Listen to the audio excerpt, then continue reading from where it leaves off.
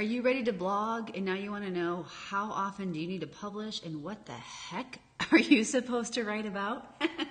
I have answers to those questions in today's video. My name is Liz Jostis and I own Eli Rose Social Media, and we work with small business owners and independent professionals with all of their online marketing needs. Blogging, if you've ever listened in before, you know I'm a huge fan of blogging.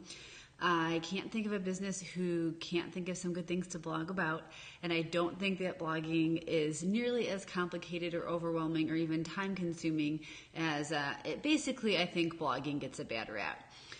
So if you are ready to blog, or at least you know you want to give it the old college try, you're probably wondering about how frequently you need to publish those blog posts. So there's a couple things to keep in mind.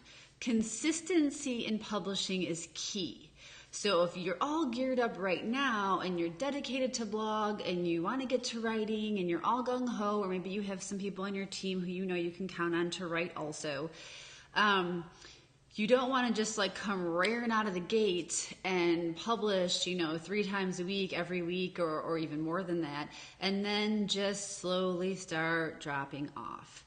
So you really need to kind of think a lot about your overall time, when you can fit into your schedule, how big of a part you want it to play in your marketing plan, your overall marketing strategy, because your blog post would be incorporated into that, whether it's for social media or email marketing or SEO, like whatever the reasons are that you want to blog. If you are gung-ho about writing, you also should plan on scheduling stuff to publish in the future. That's one thing that a lot of people don't realize about blogging, especially if they haven't done it before. They don't realize that, okay, if I get in a big like writing burst, or I have a bunch of ideas, you can write stuff, save as drafts, and then schedule that out down the road. So it's not like you have to be writing every single week. Maybe if you get 3 or 4 ideas, you can sit down like one Saturday and write all the blog posts that you need for the month if you publish once a week. So keep that in the back of your mind, the whole scheduling component of those blog posts. So you want to be consistent because you don't want someone to come by your site and see, oh gosh, they have a blog and they haven't published in 9 months or something. Ultimately you'd like people to subscribe to get new blog posts in your email, or if they're an RSS person. So people start to know when to expect those new blog posts. So that's another reason why you want to be consistent. It's kind of like, your favorite, if you still read the newspaper, it might be online now, but if you have like a favorite columnist, you tend to know what day of the week, they publish on, that kind of a thing. So to put maybe some more concrete numbers to it, if you could blog once a week, every week, that would be great. You don't have to do more than that. Obviously you can do more than that. You really can't go wrong with publishing, assuming it's good, this content, you're not just publishing for the sake of publishing. You really can't go wrong. Hey, Julie. And Julie, you've blogged for many years, so you completely understand this. The consistency is a big deal. So for a business, if you could blog once a week, every week, that would be great. If you could do more, that's great. I have some clients that they're kind of more of like the twice a month. If that's the case, again, try to space those out. So say do like the first and the third Mondays of the month, something like that.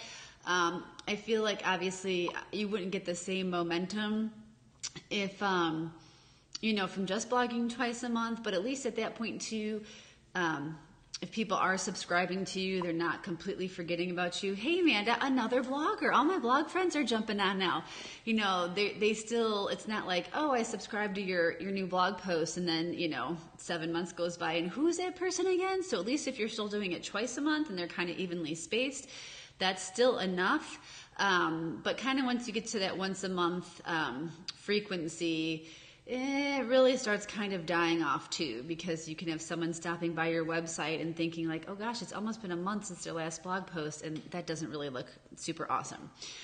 So that's what I would say about consistency. And when you start publishing, choose what day of the week it is that you want to publish on. So whether that's just based on your marketing schedule or your writing schedule, it could even be your industry. For example, if you're more like tourist related or like restaurant related, you get a lot more activity like later in the week towards the weekend than over the weekend. So for you, it could be a different day of the week than someone like me who, our new blog post goes up on Monday morning because it's the start of the work week. So the topics to blog about, this is usually like that other big question that I get when it comes to business blogging. The topics to blog about are going to be, they're going to pertain to your specific business. But in general, you kind of want to think about the kinds of stuff that someone is going to Google or research or try to learn about that relates to your business and the services that you provide or the products that you sell. So for me, for example, because we do social media work, but we also do SEO. So we blog about that. So we blog about social media. We blog about SEO. We'll blog about blogging. How meta is that? We'll talk about Facebook ads. So we'll also blog about Facebook ads. We'll talk about kind of just like online marketing and the small business owner challenges in general, because small business owners are our ideal client type. So, you don't want to have a blog and then just talk about your sale that you have coming up. You do want to use the blog as an informative and educational marketing tool. So for a different business, it's going to be something else, but at least that helps you hopefully understand, a little bit of the scope of what the topics would be.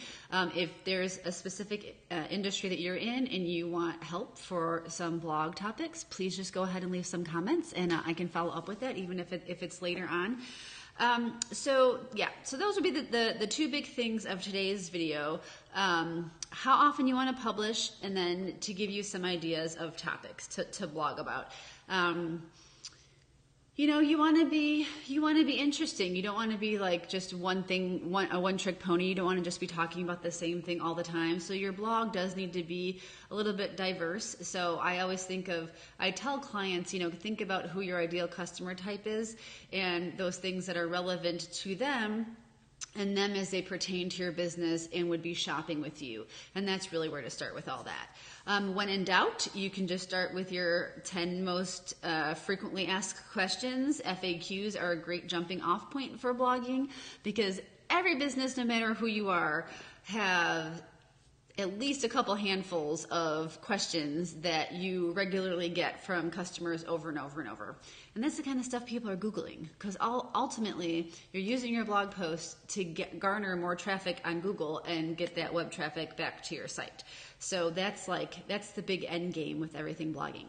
So thanks for tuning in today. We're going to have our third blogging video in this free week of content this week that's all about blogging on Friday. And then I think we'll jump to SEO. And then I think we're going to go back and touch on some social media specific training after that. So we hope you will keep tuning in. Have a great day.